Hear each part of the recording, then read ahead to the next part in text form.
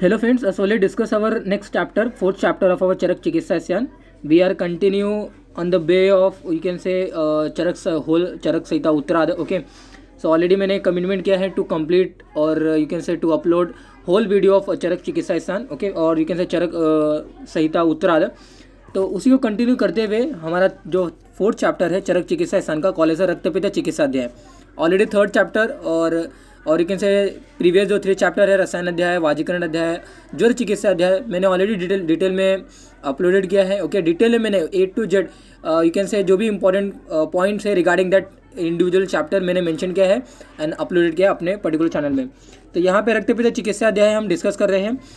रक्तपित्त चिकित्सा अध्याय को डिस्कस करने से पहले first of all you should know कि काइंड ऑफ रक्तपित्त चिकित्सा है ना, जैसे ज्वर चिकित्सा ऑलरेडी निदान स्थान में आचार्य चरक ने डिस्कस किया था.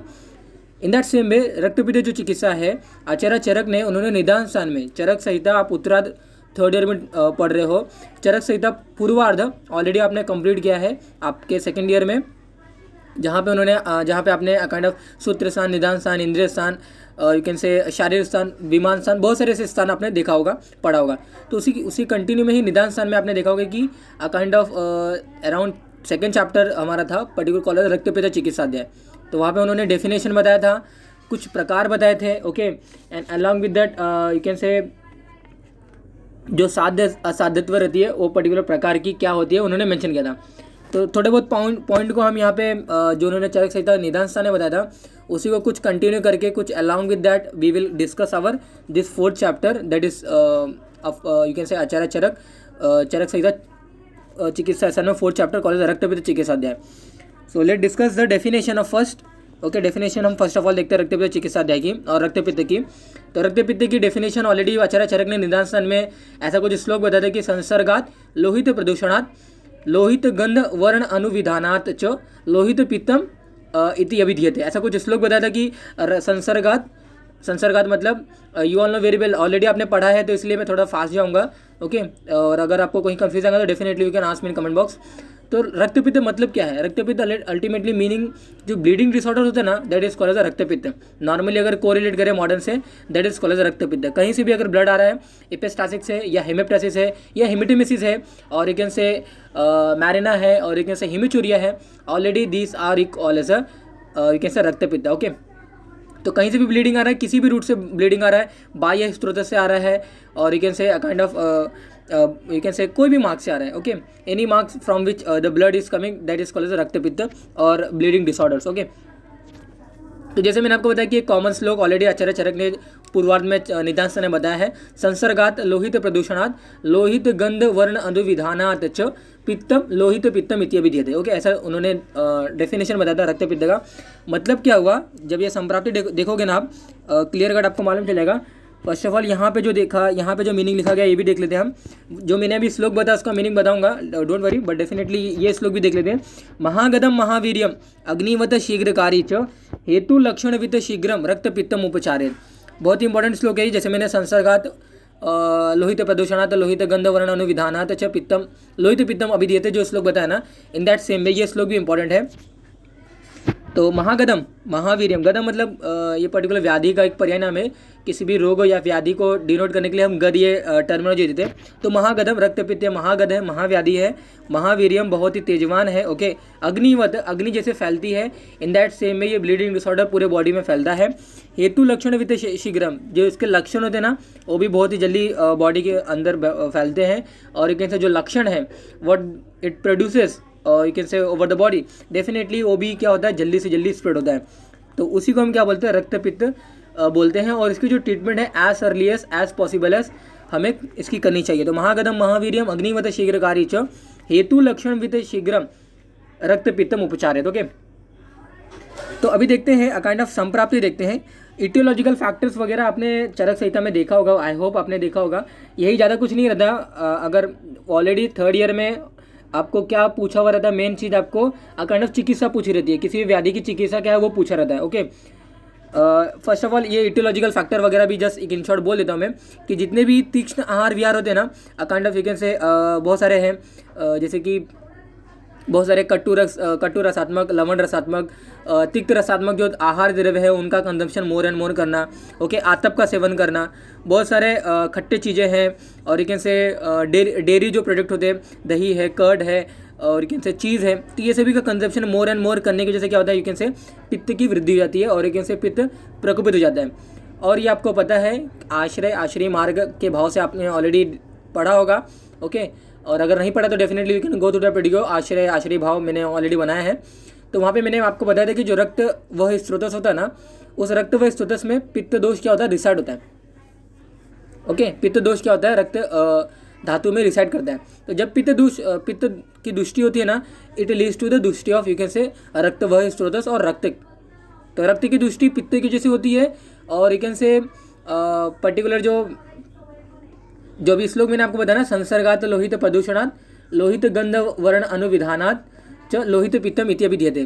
तो अल्टीमेटली हो रहा क्या है, यहाँ पे जो पित्त दुष्टि होगी, पित्त दुष्टि के से काइंड ऑफ यू से जो रक्त होता है वो भी दुष्ट हो जाता है।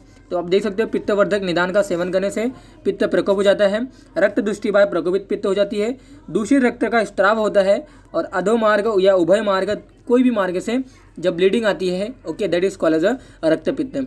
तो आप देख सकते हो कॉमन संप्राप्ति का ये श्लोक दिया हुआ है, तय हेतु भी ही समुत्कृष्टम पित्तम रक्त पित्तम प्रपद्येत। ओके, तो ये जो है आश्रय भाव का ये कॉमन श्लोक है, पित्तम स्वेदम रक्तियो हो, मतलब क्या हुआ, अ काइंड ऑफ ये देखिए पित्तम स्वेदम रक्तियो हो, रक्त धातु में अ काइंड ऑफ स्वेद व स्रोतस और एक रक्त व स्रोतस या फिर रक्त में हमारा पित्त क्या होता है, रिसाइड होता है।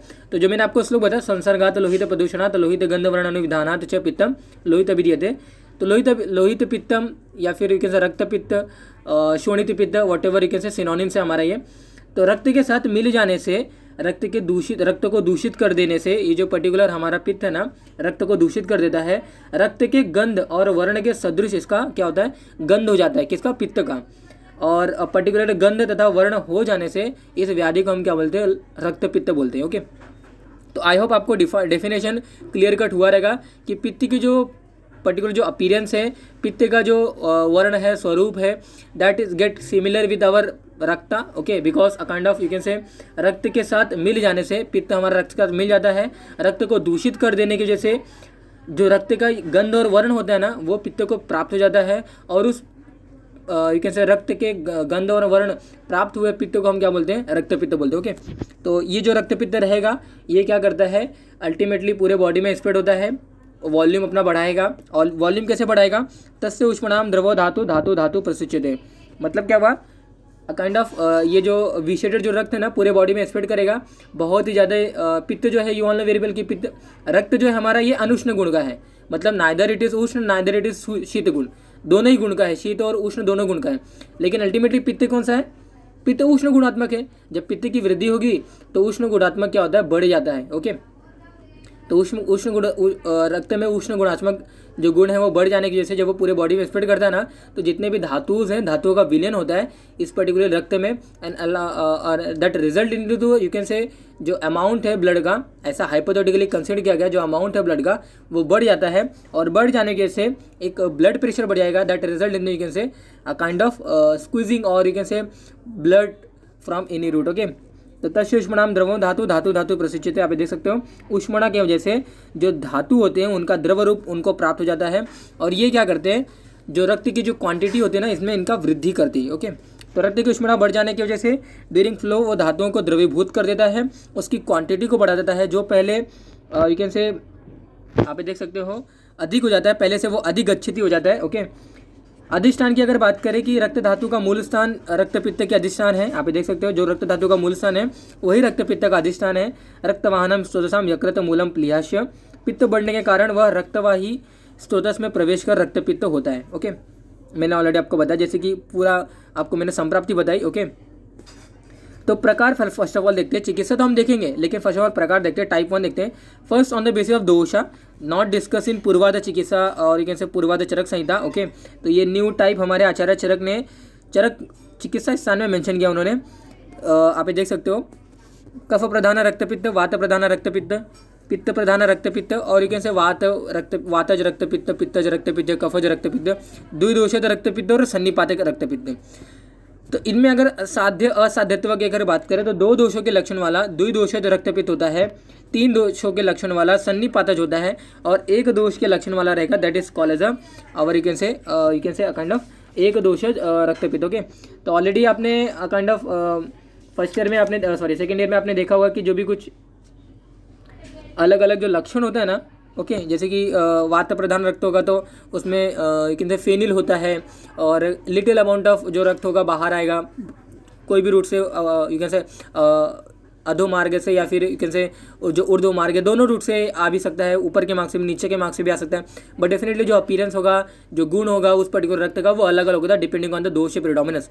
तो दोष प्रिडोमिनेंस अगर वात दोष अगर प्रिडोमिनेंस होगा, डेफिनेटली वात के जैसे गुण होंगे वैसा गुण वाला आपका रक्त होगा। Okay, now you will say कि काइंड ऑफ पित्त बढ़ा हुआ है, वात इसमें इंटरफेरेंस क्यों कर रहा है, ऐसा कुछ नहीं होता, पित्त तो बढ़ा ही हुआ है बट डेफिनेटली वात भी वहाँ पे बढ़ा हुआ रहता है, और वात प्रिडोमिनेंस के जो लक्षण होंगे इन दैट सेम वे पित्त वैसा क्या करता है, जैसे वात प्रिडोमिनेंस वात बढ़ा हुआ रहेगा ना, इन दैट सेम वे वो रक्त की जो अपीयरेंस होती है वो उस वात की जैसी हो जाती है। Okay, and that produces the वात वाला लक्षण। दो दोषों के लक्षण वाला रहेगा दैट इज कॉल्ड एज द्विदोषज रक्तपित्त, 3 दोषों के लक्षण वाला कॉल्ड एज सन्निपातक रक्तपित्त।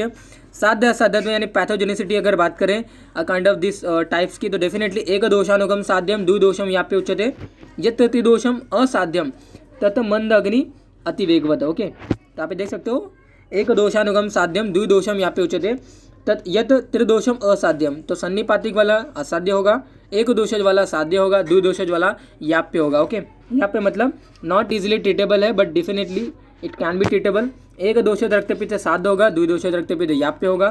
त्रिदोष वाले और जिनका देह क्षीण है और मंदाग्नि है, जो रक्त है वेगवान है, बहुत ही ज़्यादा ब्लीडिंग आ रही है बाहर से, डेफिनेटली इट कॉल एज असाध्य होंगे। ओके, टाइप 2 देखिए, on the basis of the मार्ग, किस मार्ग से या फिर किस वे से वो ब्लड बाहर आ रहा है, depending on that, depending on the side, depending on the मार्ग from which it is coming, we have divided that it's type into the 3 types, ऊर्ध्व रक्तपित्त, अधोग रक्तपित्त एंड उभयग रक्तपित्त। ओके, उभयग मतलब दोनों ही रूट से आ रहा है, ऊपर से भी आ रहा है और एक से नीचे से भी आ रहा है। Okay, that is called as ubhaya raktapitta.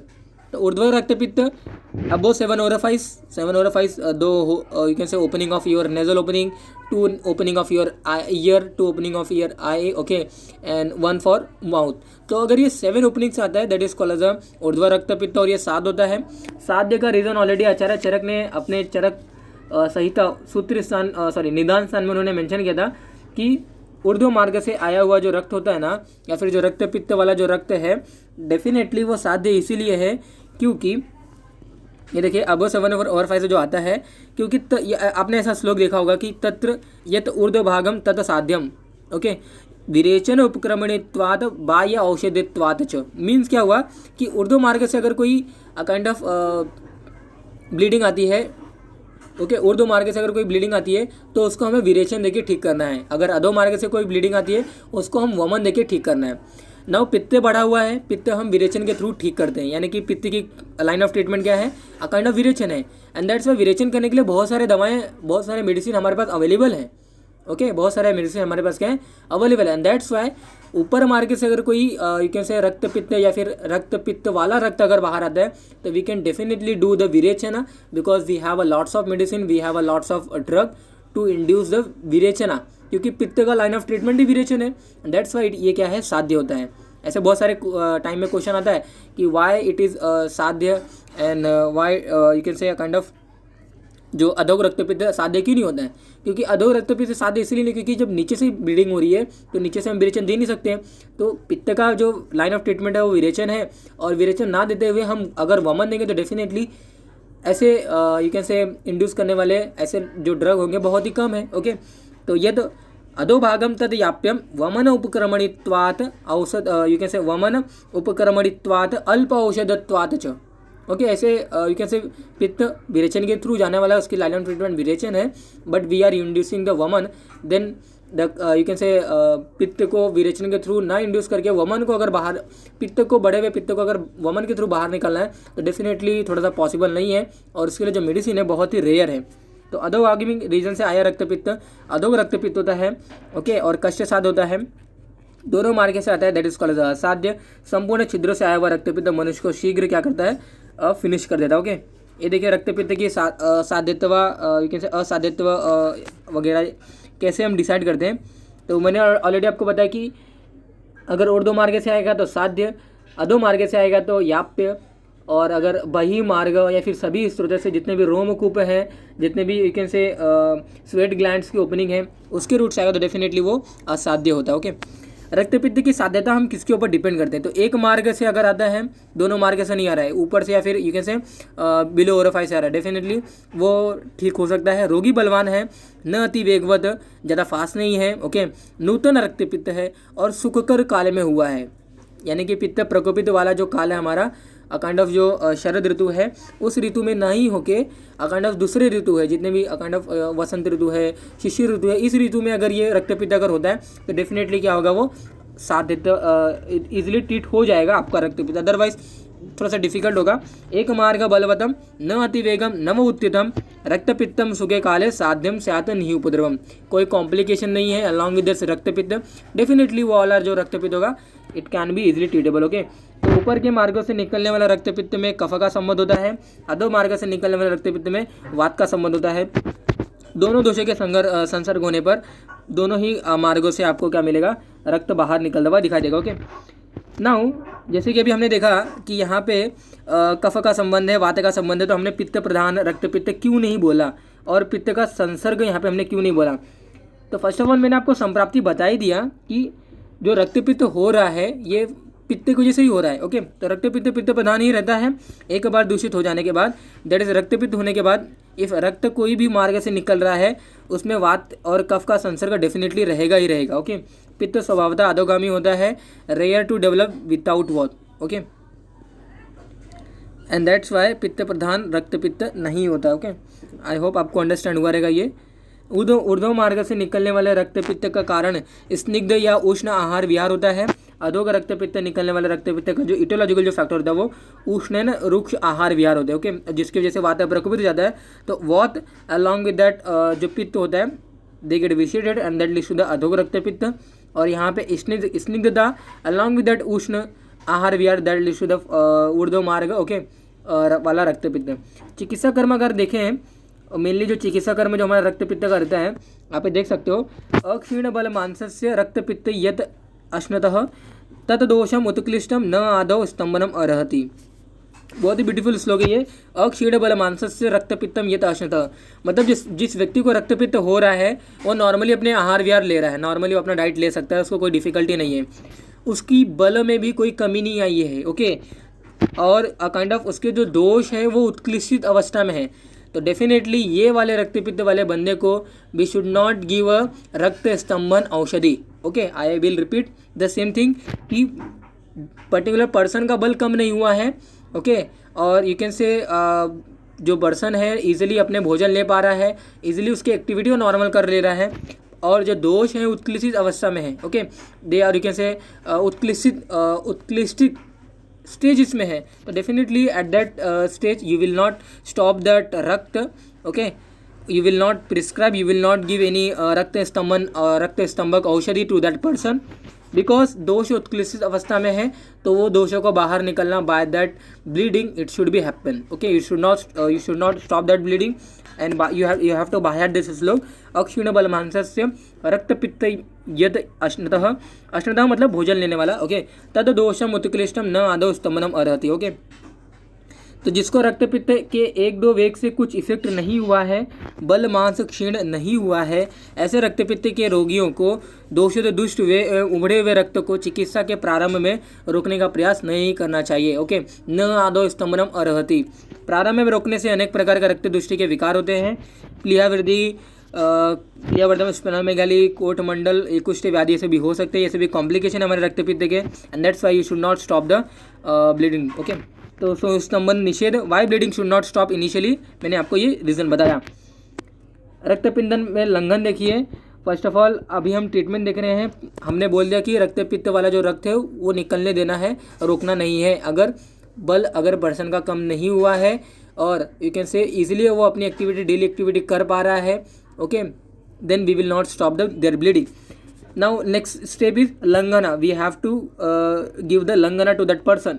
तो प्राय मनुष्य के शरीर में आम दोष बढ़ जाने के कारण से उबड़ा हुआ पित्त रक्त वृद्धि को प्राप्त होता है। ओके एंड डेफिनेटली, अतः आम दोषों को पचाने के लिए कोई भी दोषों में आम दोषों का संसर्ग होता ही होता है।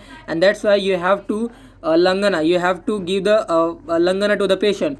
रक्त पित्त में तृष्णा की शांति के लिए तो लंघन दे दिया आपने। नाउ सेकेंड थिंग आपको क्या करना है, आपको यहाँ पे अगर पेशेंट को यू कैन से थर्स्टीनेस लगता है उसको, अगर उसको द्रव्य चाहिए मतलब वाटर वगैरह चाहिए, तो डेफिनेटली आपको लंघनीय, दीपनीय, पाचनीय जैसे द्रव्यों से प्रिपेयर किया हुआ तर्पण या पेया आपको देना है। ओके पेया मतलब यू कैन से जो ड्रिंकेबल होगा, that substance that should be prepare with you can say लंघनीय, दीपनीय एंड पाचनीय द्रव्य, बिकॉज आम शुड बी डाइजेस्टेड, बिकॉज रक्तपित्त अदरवाइज बढ़ेगा। आम शुड बी डाइजेस्टेड, कोई भी व्याधियों को ठीक करने से पहले you should stop the digestion और you should stop the propagation of the ama by stopping the by digesting that particular ama. Okay, and how you will digest that particular ama, you should do लंघना and you should drink और you can say लंघनीय, दीपनीय, पाचनीय वाले द्रव्यों से युक्त वाला पेय और you can say पेय द्रव्य।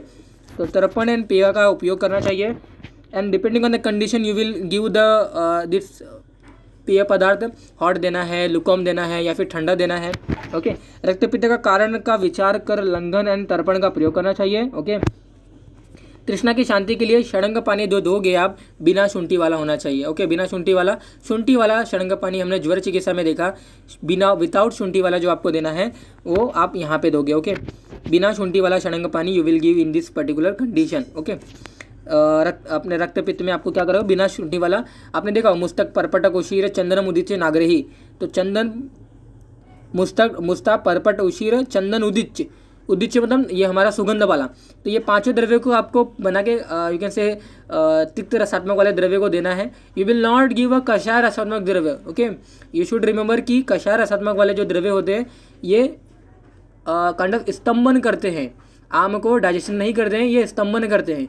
Okay you always by heart the same thing कि काइंड ऑफ जो कषाय रसात्मक आम का स्तंभन करता है। कषाय रसात्मक नॉर्मली हम रक्त जब ब्लीडिंग होती है उसको स्टॉप करने के लिए हम नॉर्मली कषाय रसात्मक द्रव्य देते हैं, लेकिन अभी हमारा मेन मोटिव क्या है, वी शुड डाइजेस्ट द आमा first and for the digestion of आमा we should have a kind of तिक्त रसात्मक द्रव्य। तो मुस्ता है, पर्पट है, उशीर है, चंदन है, उदिच्य है, सुगंध वाला है, दीज आर द तिक्त रसात्मक द्रव्य and that's why we will not give the शुंठी अलॉन्ग विद दिस षडंग पानी। वी आर गिविंग द षडंग पानी बट यू कैन से बिना शुंठी वाला, क्योंकि शुंठी जो है उष्ण वीर्यात्मक है। ओके और वो रक्तपित्त को बढ़ा सकता है। तो लाजा, मंड, लाजा, तर्पण वगैरह देना है। तर्पण मतलब शरबत रहता है। ओके खरजूर आदि मंद भी दे सकते हो, जैसे कि मैंने आपको बताया। Again I hope this slide is again repeated. Okay yeah you can see here. तो रक्तपित्त में अम्ल रस अगर खाना है, if you want to eat the short taste वाला सब्सटेंस, डेफिनेटली आप दाड़िम ले सकते हो, आंवला ले सकते हो, बिकॉज ये जो कंटेंट है ना ये एक्सेप्शनल हमारे हैं, they are come in the category of exceptional cases where these are the you can say थोड़े से खट्टे हैं, अम्ल रसात्मक हैं, but it will not vitiate your पित्ता further. Okay and that's why you have to eat the दाड़िम आंवला if you want to eat the sours. Okay और शॉर्टेस्ट फूड्स।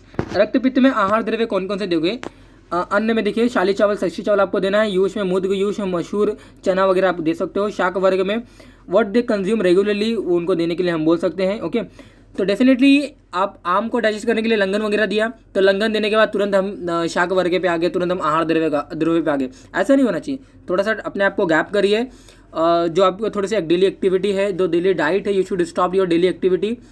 थोड़ा सा लंघन वगैरह देने के बाद definitely you can do your आहार द्रव्य और you can easily take your daily regimen और डेली डाइट।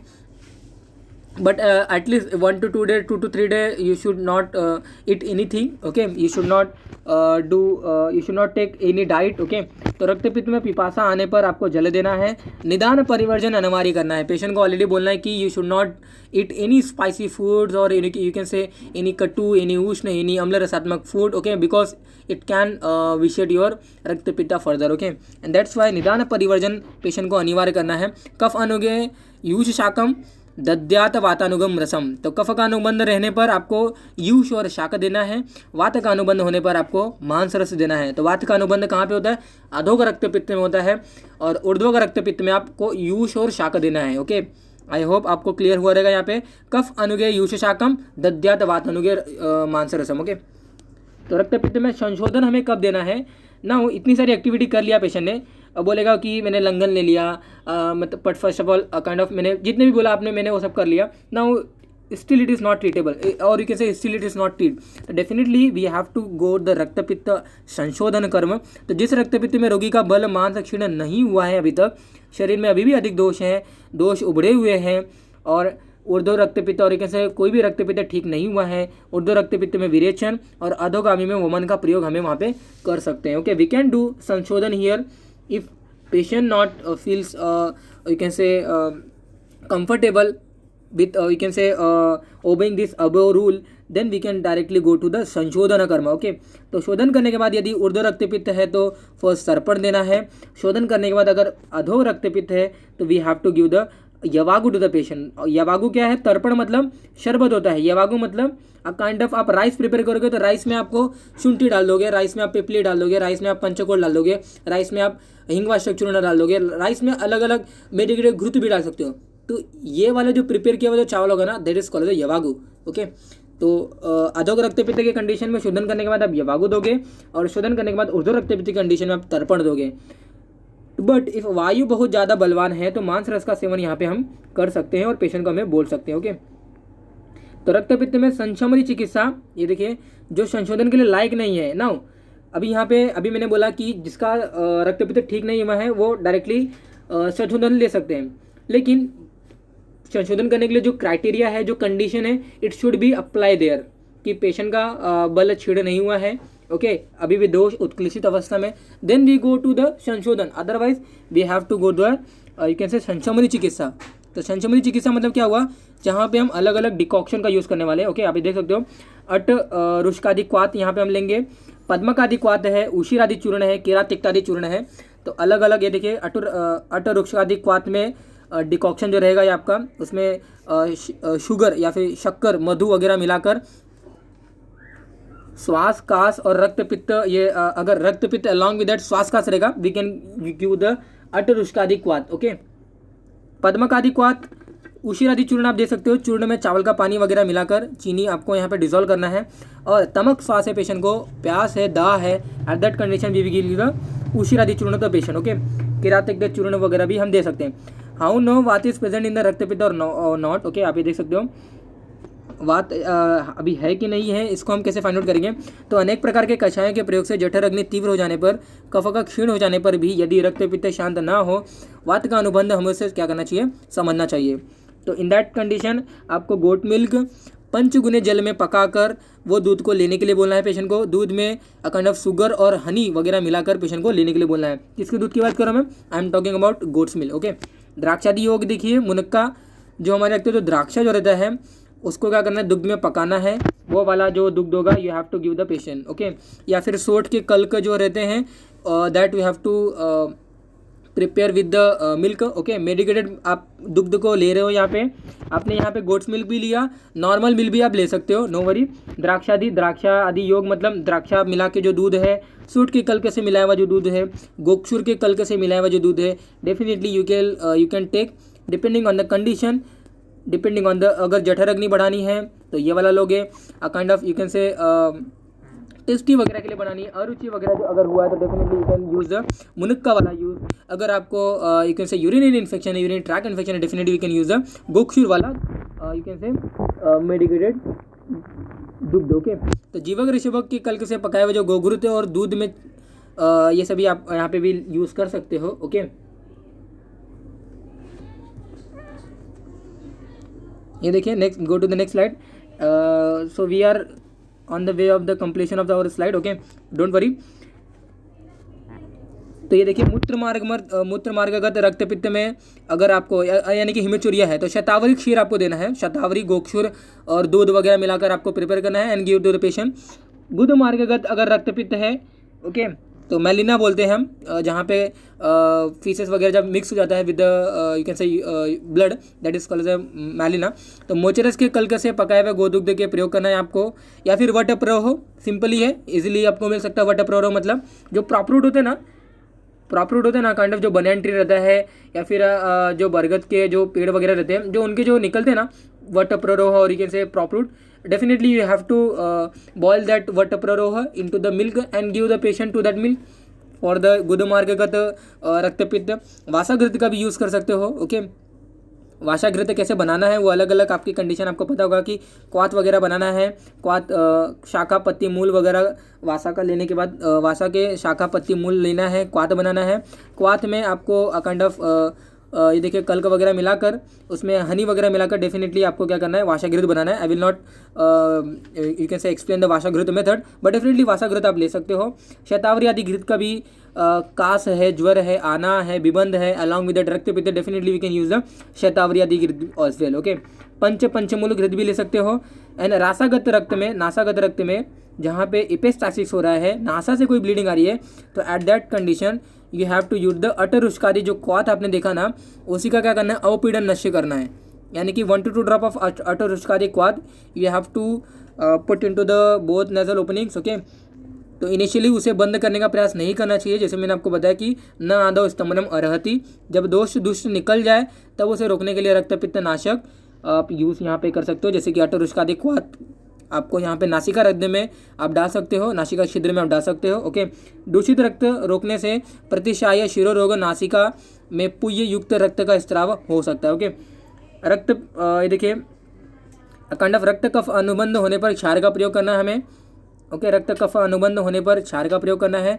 रक्तपित्त में जब कफ का अनुबंध हो रहता है, रक्त ग्रहित हो जाता है, and that condition we have to use the क्षारा to break that you can say solid part which is nothing but our blood. Okay, तो कमल के नाल का क्षार जो रहता है, नाल मतलब जिसको रूट वगैरह रहेगा, तो कमल के नाल का क्षार आपको बनाना है, और उसके साथ साथ उस पर्टिकुलर क्षार होगा ना, अलॉन्ग विद दैट क्षार we have to use the ghee और हनी, और इसके साथ अगर हम यूज़ करें डेफिनेटली रक्त कफानुबंध वाला जो रक्तपित्त होगा ना, वो इजीली ठीक हो सकता है। ओके, तो ये देखिए kind of this is the last slide about you can say रक्तपित्त चिकित्सा अध्याय का। तो रक्तपित्त में शीत का प्रयोग करना है। दाह शांति के लिए आप शीतल भूमि ग्रह पे यू कैन से स्लीप कर सकते हो, सो सकते हो। You go to the garden वगैरह, शीतल जल का यूज़ करना है। रक्तपित्त में शयन का विधान बताया गया है कि काइंड ऑफ बनाने के जो लीफ होते हैं ना, उसका यूज़ करिए। ओके, ऐसा मतलब जस्ट एक आचार्य ने जो मेंशन किया है, जैसा I am telling to you. Okay, रक्तपित्त में स्त्री का आलिंगन वगैरह करना है, जो भी पर्टिकुलर स्त्री का जो आलिंगन है वो करने से जो ये क्या होता है, इससे पता है कि काइंड ऑफ हर्षता एक डेवलपमेंट होगा, प्रति हर्षता डेवलपमेंट होगी बॉडी के अंदर, and ultimately that leads to the you can say जो पित्त दोष बढ़ा हुआ है ना, वो इजीली थोड़ा सा सप्रेस लेवल पे आ जाएगा। Okay, and that's why we are treating the रक्तपित्त, and how we are treating the रक्तपित्त, वी आर ट्रीटिंग द रक्तपित्त बाय गिविंग द शीत रसात्मक और शीत वीरात्मक द्रव्य। ओके, तो शीत वीरात्मक ये सभी एक्टिविटीज है, and that's why we are doing these things in our रक्तपित्त। तो रक्तपित्त में मनुकूल तथा जो भी काइंड ऑफ हमारे मन को जो प्रिय लगने वाले जो स्टोरीज हैं, at least we should give that things, but definitely this is not a चिकित्सा का part, this is just activities. Okay, तो जो चिकित्सा का पार्ट है अलॉन्ग विद दैट उसके प्रकार, साध्य असाध्यत्व of that particular types I have explain here. Okay, निदान परिवर्जन जो भी प्रॉपर ट्रीटमेंट बताया गया है, if you follow that thing definitely रक्तपित्त वाला जो रक्त होगा ना, वो इजीली हील हो जाएगा।